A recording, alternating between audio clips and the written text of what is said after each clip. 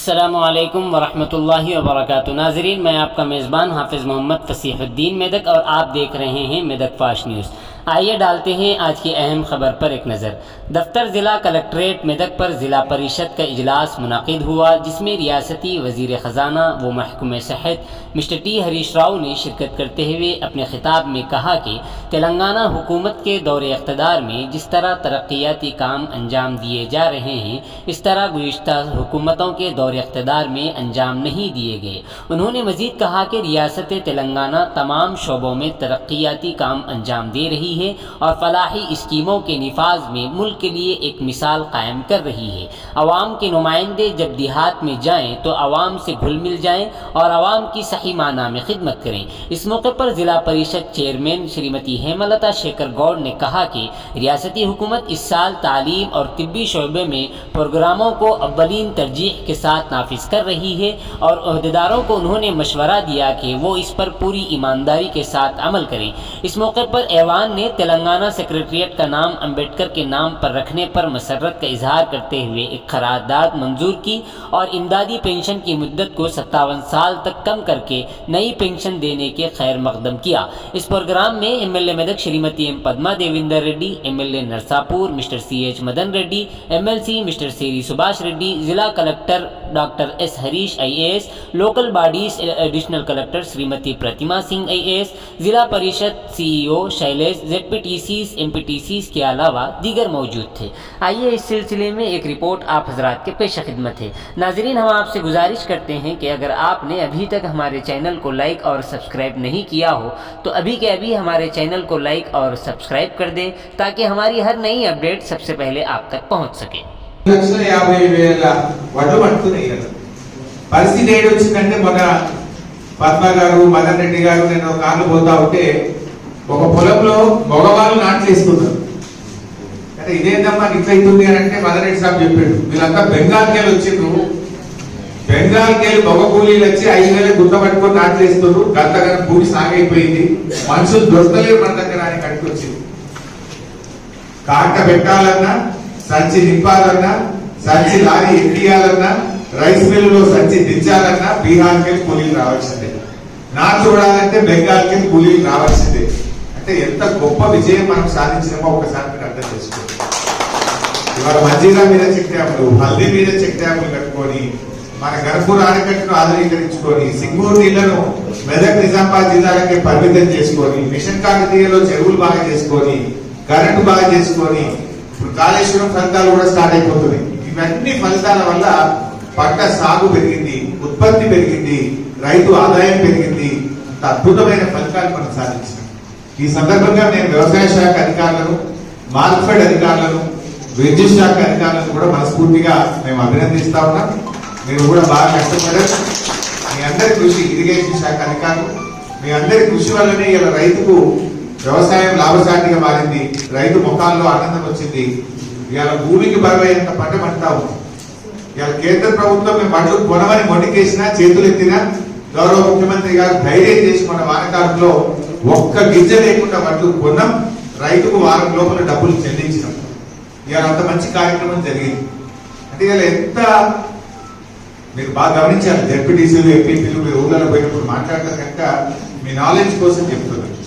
మొన్న మనకు బాగా పంట పట్టింది యాసంగిలో. వడ్లు కొనమంటే ఏమన్నారు, ఏ గోడౌన్లలో జాగలేదు, ఈ వడ్లు కొనుక్కొని మేము ఏం చేయాలి, 5 ఏళ్ళకి సరిపోయే వడ్లు ఉన్నాయి, ఇవి అవసరమే లేదు అని అన్నారు. అన్నారా లేదా అని వడ్లు కొనలేదు. సరే, ముఖ్యమంత్రి గారు ధైర్యం చేసుకున్నాడు. ఇప్పుడు ఏమంటున్నారు మళ్ళా, అప్పుడే అదే కేంద్ర ప్రభుత్వం వరి సాగు చేయొద్దు అన్నారు, ఉత్పత్తులు ఎక్కువ ఉన్నాయి అన్నారు, నిల్వలు ఎక్కువ ఉన్నాయి అన్నారు. 3 నెలలకి మాట మార్చిండ్రు, ఇప్పుడు వరి సాగు చేయండి అన్నారు. మళ్ళీ ఏమంటున్నారు, జిల్లాకు బదిలీపై వచ్చాను సార్. ఇక వ్యవసాయ శాఖ రిపోర్ట్కి వస్తే మొత్తము మనము వానాకాలంలో 3,50,000 ఎకరాలలో పంటలు సాగు చేస్తున్నాం సార్. ఇందులో వరి విస్తీర్ణం బాగా పెరిగింది. 2,94,000 ఎకరాలు వరి వేస్తున్నాము, 41,000 మనం పత్తి సాగు చేస్తున్నాము. అలాగే పెసర 1,200, మినుము 349, మొక్కజొన్న 4,000 ఎకరాల్లో సాగు చేస్తున్నాం సార్. ఇక పచ్చి రొట్ట విత్తనాలు అయితే మనం ఈ వానాకాలంలో 730 క్వింటాల జీలుగా రైతులకు ఇవ్వడం జరిగింది సార్. అలాగే జనము 6198 క్వింటాలు ఇవ్వడం జరిగింది సార్. ఇక ఎరువుల సరఫరాలో మనకు ఈ వానాకాలంలో ఎలాంటి ఇబ్బందులు రాలేదు సార్. ఇప్పుడు ఖరీఫ్ పంటలు దాదాపు 75% కన్వెన్షన్ అయిపోయినాయి. అయినప్పుడు కూడా మన దగ్గర యూరియా 7250 టన్నులు మెట్రిక్ టన్నులు అవైలబుల్ గా ఉంది సార్. అలాగే డిఏపి, ఎంఓపి, కాంప్లెక్స్ ఎరువులు కూడా మనకు డీలర్ల దగ్గర అయితే ఏంటి, ప్రాథమిక వ్యవసాయ సంఘాల దగ్గర అయితే ఏంటి, మనకు ఎరువులు ఇప్పుడు మనకు సరిపోను అందుబాటులో ఉన్నాయి సార్. తర్వాత మన రాష్ట్ర ప్రభుత్వము ప్రతిష్టాత్మకంగా అమలు చేసినటువంటి రైతు బంధు పథకం. మెదక్లో మనకు ర్యాక్ పాయింట్ వచ్చిన తర్వాత ఎరువుల లభ్యత పెరిగింది ఏమన్నా? అవును సార్. ఇప్పుడు మన మార్కెట్ సెంటర్ పెట్టుకున్నాం కదా, ర్యాక్ పాయింట్ ర్యాక్ పాయింట్ వచ్చిన తర్వాత మనకు ఎరువులు సనత్ నగర్ నుంచి ఎరువులు తెచ్చుకునే బాధ తప్పి మన దగ్గరనే స్టోరేజ్ పెరిగి సకాలంలో ఎరువులు అందించడానికి ర్యాక్ పాయింట్ ఏమైనా ఉపయోగపడ్డదా? అవును సార్, ర్యాక్ పాయింట్ ఉపయోగపడింది సార్. ఇప్పుడు స్టోరేజ్ పెట్టిన బఫర్ స్టాక్ ఎంత పెట్టింది ఎరువులు? బఫర్ మనకు యూరియా 7250 మెట్రిక్ టన్నులు ఉంది సార్. మనకు సరిపోతుంది. డిఏపి డిఏపి 163 కాంప్లెక్స్ ఎరువులు ఎంత పెట్టుకున్నారు? DAP 163 metric tons sir. Muriate of potash 236 metric టన్నులు, కాంప్లెక్స్ 3600 టన్నులు ఉంది sir. So buffer stock maintain చేయండి. మన టైంకి ఒకసారి ఎరువులు లేక ఇబ్బంది రాకుండా నిర్ణీతమైన బఫర్ స్టాక్ ను జిల్లాలో తప్పకుండా మెయింటైన్ చేయండి. ఇవాళ తెలంగాణ ప్రభుత్వం వచ్చినప్పటి నుంచి ఎప్పుడు కూడా ఎరువులకు ఇబ్బంది రాలేదు. గతంలో మనం గుర్తు తెచ్చుకుంటే అప్పటి కాంగ్రెస్ ప్రభుత్వం ఉన్నప్పుడు ఎరువులు కావాలంటే చెప్పులు లైన్లో పెట్టి నిలవడాల్సిన పరిస్థితి ఉండేది. కానీ గౌరవ ముఖ్యమంత్రి గారి కృషితోని ఎరువులు మనం సకాలంలో రైతులకు అందించగలుగుతున్నాం.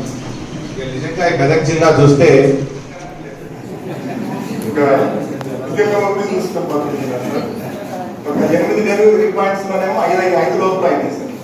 గుడ్, అట్లే చేయి, నువ్వు బాగా చేస్తున్నావు. నేను congratulations to Venkateswararao and all right to see success. చాలా బాగా చేసాను. మనం మంచి చేసిన అనాలి కదా. 1011లో 809 గవర్నమెంట్ అయినాయంటే వీళ్ళు పని చేయకుండా అయితే కాదు కదా. అంత బాగా వాళ్ళు పనిచేస్తున్నారు, చాలా సంతోషం. మన జిల్లాలో కూడా త్వరలో మెదక్లో మెడికల్ కాలేజ్ కూడా రాబోతా ఉంది. మెదక్లో ఇంకా పెద్ద ఆసుపత్రి కూడా శాంక్షన్ చేస్తున్నాం మెదక్కు. ఇప్పుడు మనం మొన్న MCH హాస్పిటల్ ఓపెన్ చేసుకున్నాం. దాని పక్కనే మెదక్లో మరొక 400 పడకల ఆసుపత్రి కట్టి ఇంకా అద్భుతంగా ఒక మెడికల్ హబ్ గా మెదక్ను తయారు చేసుకుంటాం. ఇంకా కూడా రాబోయే రోజుల్లో మనకి ఇప్పటికే చాలా ఇంప్రూవ్ అయినాం. తూప్రాన్లో కొంత ఫెసిలిటీ ఇంప్రూవ్ అయింది, నర్సాపూర్లో ఇంప్రూవ్ అయింది, మెదక్లో ఇంప్రూవ్ అయింది, రామాయణపేట కూడా కొంచెం ఇంప్రూవ్ చేసుకోవాల్సిన అవసరం ఉంది. సో ఇట్లా దశల వారికి ఇంకా కూడా ఇంప్రూవ్ చేద్దాం. నేను ఇంకోటి కూడా ఏమంటున్నా అంటే 24/7 BSc సంవత్సరం కానీ 2016 సంవత్సరం కానీ చూస్తే అఫ్కోర్స్ అప్పుడు ఉమ్మడి సంగారెడ్డి జిల్లాలో ఉన్న, ప్రస్తుతం ఉన్న మెదక్ జిల్లాలో మనకు 1,00,000 మెట్రిక్ టన్నుల వడ్లు కూడా రాకపోతుండే. లెస్ దాన్ 1 lakh ఉంటుండే ప్రొక్యూర్మెంట్ మన ఈ ప్రస్తుతం ఉన్న మెదక్. కానీ ఇప్పుడు 5,50,000 మెట్రిక్ టన్నుల వడ్లు ఇవాళ మెదక్ జిల్లా సేకరిస్తా ఉంది. ఎంత పెరిగిందో మీరు ఆలోచించండి. ఒకటి 2-3 జరిగినాయి ఇలా. ఒకటి, ఇతర పంటల సాగు తగ్గి వరి సాగు పెరిగింది. 2, నాణ్యమైన కరెంటు 24 గంటల కరెంటు ఇవ్వడం జరిగింది. 3, రైతు బంధు పథకం రావడం జరిగింది. 4, నీటి లభ్యత పెరిగి చెరుక భూములు కూడా మంచిగా అచ్చుకట్టి బ్రహ్మాండంగా కొత్తగా సాగు విస్తీర్ణం కూడా పెరిగింది. దాంతో ఇలా మెదక్ జిల్లా ఒక ధాన్యాగారంగా మారింది. 1,00,000 మెట్రిక్ టన్నుల వడ్లు పట్టే మెదక్ జిల్లా మొన్న 2021 సంవత్సరంలో 5,50,000 మెట్రిక్ టన్నుల వడ్లు పడింది. 5 అంతలు వరి ఉత్పత్తి మెదక్ జిల్లాలో పెరిగిందంటే ఇది గౌరవ ముఖ్యమంత్రి గారు రైతు పక్షపాతిగా ఉండడం, వ్యవసాయ రంగం మీద ప్రత్యేకమైన దృష్టి పెట్టడం వల్ల 5 అంతల వరి సాగు పెరిగింది. 5 అంతల వరి సాగు పెరిగిన ఎరువుల కొరత రాకుండా మనం చూసుకుంటాం. అప్పుడు 1,00,000 మెట్రిక్ టన్నుల వడ్లు పట్టినప్పుడే మందు సబ్సిడీ దొరకక రైతుల వడ్లు. ఇవాళ 5,50,000 మెట్రిక్ టన్నుల వడ్లు పట్టిన ఎరువుల కొరత రాకుండా, కరెంటు కొరత రాకుండా ఇంత అద్భుతంగా మన ప్రభుత్వం చేస్తున్న విషయాన్ని దయచేసి ప్రజాప్రతినిధులు గమనించాలి. ఇది చాలా గొప్ప అచీవ్మెంట్. ఇవాళ దక్షిణ భారతదేశ భాగాధారంగా ఇవాళ తెలంగాణ రాష్ట్రం మారింది. మన రాష్ట్రంలో వచ్చే వ్యవసాయ ఉత్పత్తులు దేశానికి ఇవాళ ఆదర్శంగా నిలిచింది. ఇవాళ మీరు కొన్ని పత్రికలు కూడా చూస్తుంటారు. 1,35,00,000 సాగు జరుగుతూ ఉంది తెలంగాణ రికార్డ్. 1,35,00,000 ఎకరాల్లో ఇలా పంట సాగు జరగడం అనేది highest never before in the history. 1,35,00,000 ఎకరాల్లో ఈ రాష్ట్రంలో వివిధ పంటల సాగు జరుగుతూ ఉంది. అంటే 1,35,00,000 ఎకరాల్లో పంట సాగు జరిగిన అవసరమైన నీటి వసతిని, కరెంటు వసతిని, ఎరువులను, మార్కెటింగ్ సౌకర్యాలను కూడా మన ప్రభుత్వం కల్పించి 160 సబ్ సెంటర్స్ లో అంటే ఒక్కొక్క సబ్ సెంటర్ లో ఒక 2 ఏఎన్ఎంస్ ఉంటారు ఇప్పుడు వరకు. అయితే ఒక సిటీస్ లో అంటే టౌన్స్ లో మాత్రం ఒక్కొక్కరే ఉన్నారు. మిగిలిన అన్ని పల్లెటూరులో దాదాపుగా అంటే ఒక 40 వేకెన్సీస్ ఉన్నాయి. ఆ వేకెన్సీస్ తప్పితే మిగిలిన దగ్గర ప్రతి దగ్గర కూడా ఇద్దరు ANMs, first ANM, second ANM 2 ఉన్నారు. మరి మనం MLHPs అంటాం ఇప్పుడు, అంటే మిడ్ లెవెల్ హెల్త్ ప్రొవైడర్స్ అంటాం. మిడ్ లెవెల్ హెల్త్ ప్రొవైడర్స్ గా MBBS డాక్టర్స్ తీసుకోమని ఫస్ట్ మనకి ఇవ్వడం జరిగింది. MBBS డాక్టర్స్ ఎవరు కూడా ముందుకు రాలేదు. కాకపోతే ఆ తర్వాత మనం అదే విషయాన్ని మినిస్టర్ గారికి, తర్వాత మా పై అధికారులందరికీ కూడా తెలియపరిస్తే MBBS డాక్టర్స్ రానట్టయితే ఆయుర్వేదిక్ డాక్టర్స్ తీసుకోమని చెప్పడం జరిగింది. ఒకవేళ ఆయుర్వేదిక్ డాక్టర్స్ కూడా రాకపోతే BSc నర్సింగ్ వాళ్ళని తీసుకోమన్నారు. BSc నర్సింగ్ వాళ్ళు కూడా రానట్లయితే GNM తీసుకోమని చెప్పని ఆర్డర్స్ ఇచ్చారు. మనం నోటిఫికేషన్ ఇచ్చాము. నోటిఫికేషన్ ఇస్తే ఒక 5 MBBS డాక్టర్స్ అప్లై చేయడం జరిగింది. ఒక 165 మంది ఆయుర్వేదిక్ డాక్టర్స్ అప్లై చేశారు. ఒక 181 మంది మన BSc నర్సింగ్ వాళ్ళు అప్లై చేశారు. 293 మంది ఏమో GNMs అప్లై చేశారు. అవన్నీ కూడా స్క్రూటినీ చేస్తున్నాం సార్. ఆల్మోస్ట్ ఒక వారం రోజుల్లో అంటే 28 కన్నా స్క్రూటినీ కంప్లీట్ చేసి 29న ప్రొవిజనల్ లిస్ట్ పెట్టడం జరుగుతుంది. 30th వరకు ఆబ్జెక్షన్స్ తీసుకొని ఫస్ట్ వీక్ లో మెరిట్ లిస్ట్ క్లియర్ గా మనం ప్రొజెక్ట్ చేస్తాము. దాని ప్రకారం రిక్రూట్మెంట్స్ కూడా కంప్లీట్ చేసి దాదాపుగా దసరా తర్వాత దసరా వరకు మనం ఈ రిక్రూట్మెంట్ ప్రాసెస్ అంతా కూడా కంప్లీట్ చేసి ఫస్ట్ వీక్ లో మన జిల్లా వ్యాప్తంగా అంటే 11 మీరే ఎక్కువ మంది ఉన్నారు. ఇప్పుడు చర్చలు మీరే పాల్గొంటే అయిపోతాయి. 62 మంది అదే చూస్తే ఇంకా ఎస్తులు కూర్చొని ఎదురా ఎవరిన అంటూ చూస్తున్నారు. 62 మంది ఆఫీసర్ల కంటే మీదే ఎక్కువ ఉన్నది, జనప్రతినిధుల కంటే మీదే ఎక్కువ ఉన్నది. 55 నమస్కారం. 55 సంవత్సరాలు పూర్తి చేసుకున్న ప్రతి ఒక్కరికి పెన్షన్ ఇస్తున్నందున మన గౌరవనీయులు ముఖ్యమంత్రి కల్వకుంట్ల చంద్రశేఖరరావు గారికి మా అందరి తరఫున ధన్యవాదాలు తెలుపుతూ గౌరవనీయులు జెడ్పీటీసీ సభ్యులు పప్పమ్మ యశన్న గారి తీర్మానాన్ని నేను బలపరుస్తున్నాను.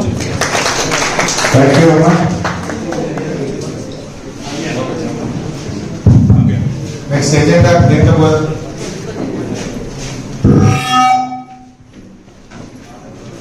సభకు నమస్కారం.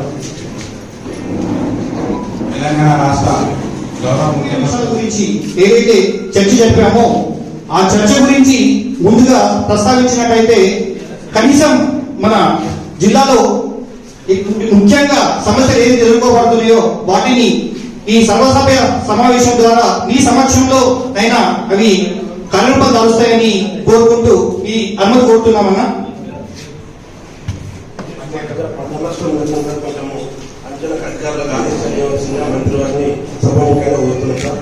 కొంచెము పత్తి తర్వాత పెసర పంటలు నష్టమైన మేడం మా మండలం ఎంత వాడిన మండలు దయచేసి మండలం మీద ప్రత్యేక దృష్టి పెట్టవలసి. గౌరవ ముఖ్యమంత్రి శ్రీ కల్వకుంట్ల చంద్రశేఖరరావు గారు మన తెలంగాణ రాష్ట్రంలో నూతనంగా నిర్మించిన సచివాలయానికి డాక్టర్ బాబాసాహెబ్ అంబేద్కర్ పేరు పెట్టినందుకు వారికి అభినందనలు తెలుపుతూ మరియు మెదక్ జిల్లా పరిషత్ వారి అభిమానాన్ని ప్రవేశపెడుతున్నాము. అదేవిధంగా కేంద్ర ప్రభుత్వం కూడా భారత నూతన పార్లమెంట్ భవనానికి కూడా గౌరవమైన డాక్టర్ బాబాసాహెబ్ అంబేద్కర్ పేరు పెట్టాలని చెప్పేసి సభదాన్ని డిమాండ్ చేస్తూ అంశం స్టార్ట్ చేసే ముందు ఒక 10 నిమిషాలు కేటాయించాల్సిందిగా గౌరవ మంత్రివర్యుల్ని అదేవిధంగా గౌరవ కలెక్టర్ గారిని జనరల్ గా పంట నష్టపరిహారం అనేది ఎప్పుడు ఏ ప్రభుత్వం లేదు. సభలో ధన్యవాదాలు తెలుపుతూ తీర్మానం ప్రవేశపెట్టారు. కష్టమైన ముచ్చటే